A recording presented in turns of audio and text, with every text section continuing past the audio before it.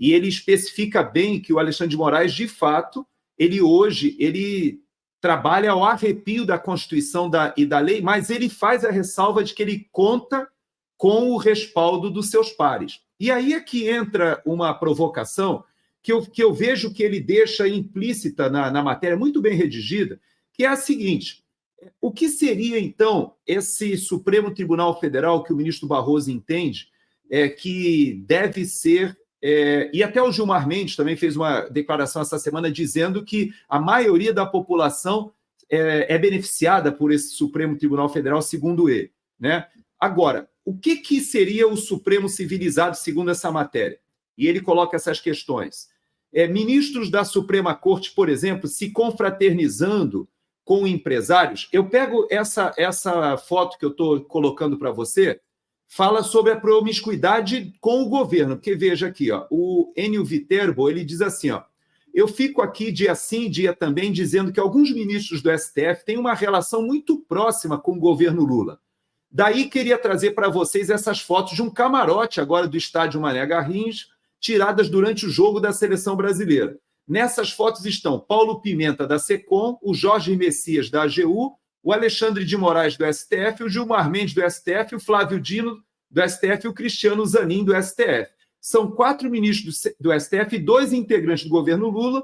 Obviamente, durante os 90 minutos de jogo, nenhum assunto de política foi tratado. E com certeza que esse camarote não foi comprado por nenhum deles. Também. E aí você coloca uma questão que é fundamental e que nessa matéria ele deixa implícita, que é o seguinte: essa promiscuidade entre empresários que pagam eventos como esse na Itália, que novamente nós temos ministros do Supremo, e que é um evento que é falado em português, que é promovido por um grupo que tem ações na Suprema Corte tramitando, e o pior, que tem parentes de ministros da Suprema Corte que estão nos escritórios fazendo a defesa dessas mesmas causas. Isso parece tão óbvio que... O decano do Supremo Tribunal Federal declara que ele vive de patrocínio. De patrocínio. De patrocínio. Eu vivo de patrocínio. E esses caras estão circulando pelo mundo em hotéis de altíssima categoria, com tudo pago, com as suas mulheres, com o diabo, para fazer essas palestras para gente como o Joesley, tá certo? Que é um cara que acabou de ganhar uma central elétrica na Amazônia do Lula, que mudou a lei para que eles não tivessem que pagar a dívida do negócio que eles compraram. Pagaram 50 contos por uma central elétrica que tinha uma dívida de não sei quantos bilhões.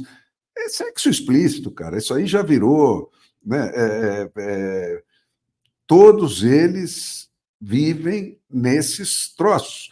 E as mulheres deles, quase todas, né? Se não as mulheres, as filhas, ou os irmãos, ou os primos, né? Têm escritórios de advocacia que patrocinam causas que eles vão julgar. Quer dizer, isso aí é bater em cego, né? Então, mas você vê aqui uma comparação que eu acho que vale a pena a gente assim, provocar até a nossa audiência com essa comparação. Aconteceu isso no Chile essa semana, deixa eu ver se eu consigo colocar um pouco maior aqui para o pessoal poder enxergar. Uma ministra do STF do Chile, foi na semana passada isso, Ângela Vivanco, é destituída do cargo pela própria corte por unanimidade após escândalo de corrupção. Ela também enfrenta um processo de impeachment no Congresso chileno que pode deixá-la fora de cargos públicos por 5 anos. Eu vou pegar só um pedacinho aqui da matéria para a gente ouvir. Chile, um escândalo de corrupção derrubou uma ministra da Suprema Corte na última quinta. A magistrada é alvo de investigação no chamado Caso Áudios, que investiga crimes de tráfico de influência envolvendo o tribunal. Ângela Vivanco Martínez deixou a Suprema Corte chilena nesta semana. 6 anos e 2 meses depois de entrar no cargo, a ministra foi destituída por um grave escândalo de corrupção no país. O caso é descrito como o mais grave desde a redemocratização do Chile em 1990. A magistrada de 61 anos entrou no centro das discussões envolvendo o advogado Luiz Hermosilla, assessor do ex-presidente Sebastián Piñera, um nome conhecido entre a elite do país, que está preso desde agosto, acusado de suborno, tráfico de influência e lavagem de dinheiro. Reportagens da imprensa chilena mostraram trocas de mensagens. Eu vou até interromper aqui, mas é só para um exemplo, né? Isso está na minha timeline lá, depois, se alguém quiser dar uma olhada, mas é uma provocação que a gente faz. Você sempre elogia muito o Chile, né? E eu também, eu tenho uma visão do Chile de que eles estão, assim, meio que 2 décadas na nossa frente em um aspecto, que é a capacidade de ter saído do período militar, do Pinochet, e ter feito a alternância de poder por 2 ou 3 vezes entre direita, centro-esquerda, centro-direita, e a sociedade ser uma sociedade que goza, né, do melhor sistema Na verdade, eles já entraram no regime militar muito mais adiantados do que nós É verdade. em matéria de comportamento institucional. É um país pequenininho também, né, Fernão? Também mais na frente, né? E o Brasil, quer dizer, o Brasil teve esse fenômeno sinistro que é o Lula, né? O Lula sempre viveu do dinheiro, para o dinheiro e pelo dinheiro. Todo o poder que o Lula teve na vida foi comprado com dinheiro. E agora, então, ele se conformou em ser o barão da Latinoamérica do imperador chinês. É esse o processo do Lula. E isso é um perigo para o Brasil, porque o parâmetro da China, cara, o totalitarismo assessorado pela informática é um troço terrível, terrível. Pode durar, cara, não tem fim. Então, nós precisamos reagir a isso que está acontecendo aqui no Brasil, né, com a força suficiente de quem entende qual é o futuro imediato. É você cair nesse buraco que não tem volta. Você fica depois gerações ali arrebentadas, e quando você quebra a memória viva da condição anterior, onde você tinha um mínimo de elementos de democracia e de defesa pelo direito e de algum nível de devido processo e tal, quando você perde essa memória, cara, não tem mais recuperação. E isso é assim, ó. É uma geração que vira, vai embora, né? E outra que entra 10 anos. Né? Da molecada que hoje está com 10, 15 anos, daqui 10 anos esses caras estão aí, eles só vão se lembrar dessa merda que está hoje aqui.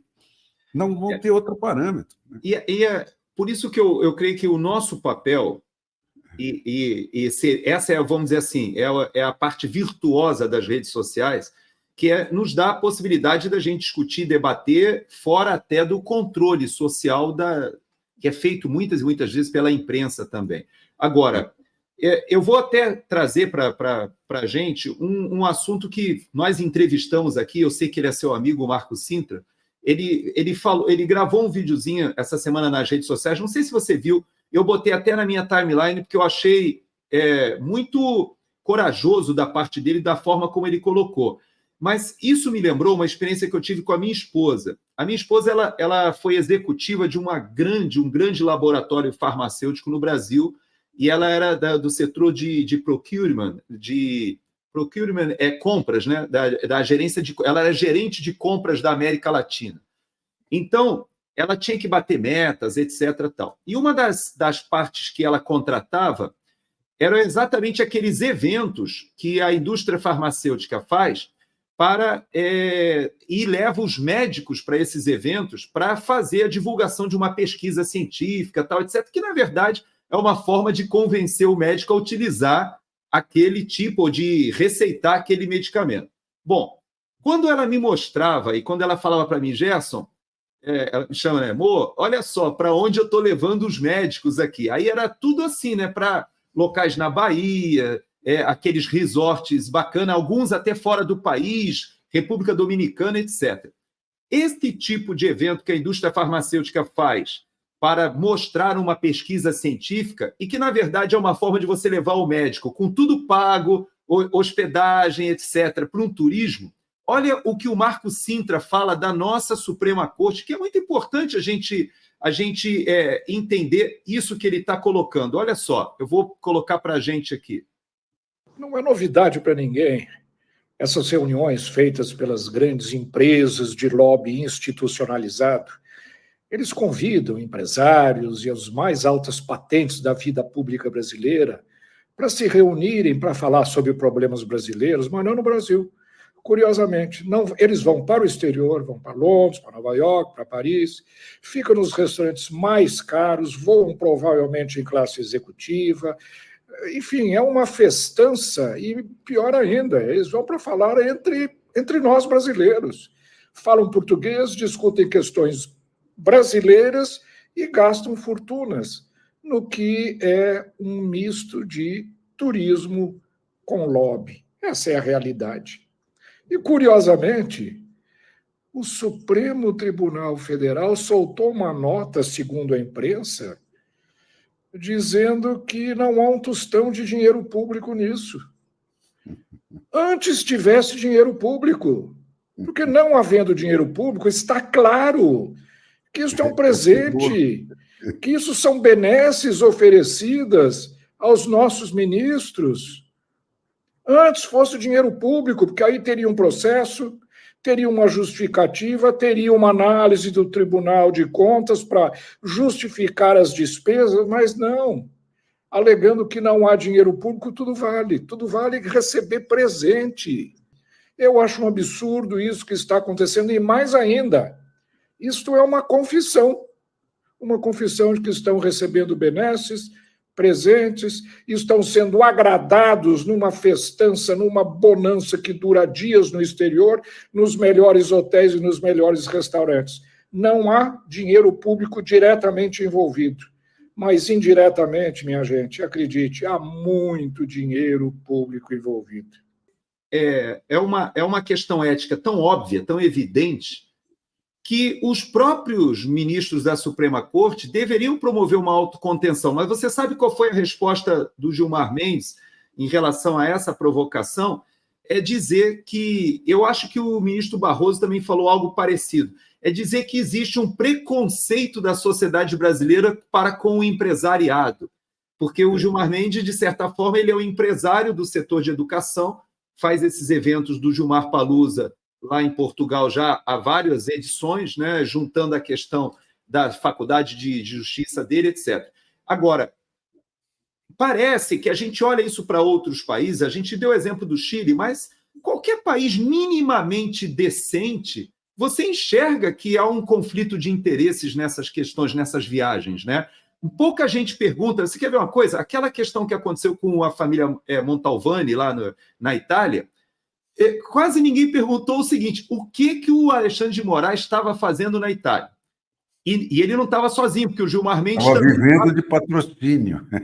E o Gilmar Mendes foi convidado para o mesmo evento que o Alexandre de Moraes foi. E era um evento da indústria farmacêutica, só dou essa dica. Então, ele foi para lá fazer uma palestra, recebeu uma série de, como o próprio Sintra diz, e essas palestras, essas viagens... Toda semana, Gerson, eles julgam causas de bilhões. Exato. Dessas indústrias farmacêuticas e desses caras todos que estão convidando eles, passando a mão na bundinha deles. Eles são os próprios julgadores de si mesmos, porque isso que a gente viu no Chile, que por unanimidade os juízes expulsaram uma juíza corrupta, isso no Brasil seria impossível, porque existe não só um corporativismo. Isso aí, é como eu digo sempre, é uma cadeia de sentimentos, né, que começa com a primeira peça, que é dar ao eleitor, primeiro, a identificação do seu representante, pessoal e intransferível, né? E esse cara passa a ser dono do mandato desse sujeito. Se você plantar essa peça, todo o resto acontece, entendeu? Porque se o seu representante perdoar um juiz desse, você tira o mandato dele. Então, ele não perdoa. Ele vai lá, porque ele sabe que o mandato dele depende disso, ele vai lá e cumpre a regra.